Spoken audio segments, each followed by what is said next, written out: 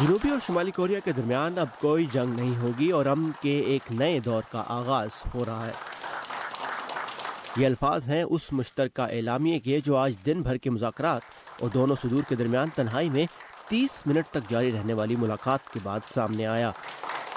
اس کے مطابق دونوں ملکوں کے صدور اس سال کے اختتام تک امن معاہدے پر دستخط کر کے جنگ باقاعدہ طور پر ختم کر دیں گے۔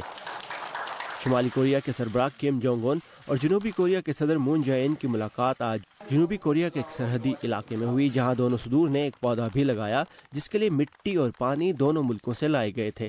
شمالی کوریا کے صدر کم جونگ ان جوہری اور میزائل تجربات اور جنگ کی دھمکیوں کے باعث بین الاقوامی برادری کی تنقید اور پابندیوں کا سامنا کرتے آئے ہیں۔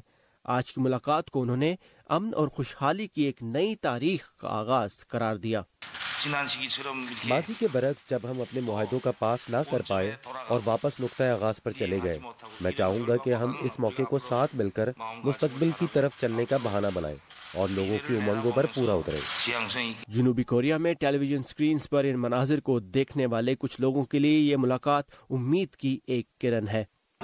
بین الکوریائی سربراہ اجلاس کو دیکھتے ہوئے مجھے محسوس ہوا کہ جلد اتحاد ہوگا۔ اس اجلاس کے بعد مجھے امید ہے کہ شمالی اور جنوبی کوریا کے درمیان مزید ملاقاتیں ہوں گی۔ میں یہ نہیں بتا سکتی کہ یہ خواب ہے یا نہیں، میں پچھلے ایک ہفتے سے اس بارے میں بہت پرجوش ہوں۔ لیکن جنوبی کوریا میں سب ہی اس ملاقات سے خوش نہیں۔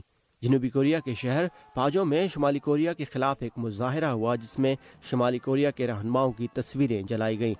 مظاہرین کا کہنا تھا کہ انہیں ڈر ہے کہ جنوبی کوریا کم جونگ ان سے مذاکرات میں بہت کچھ کھوئے گا اور ملک کو کمیونسٹ نظام کے تحت اتحاد کے خطرے سے دوچار کرے گا۔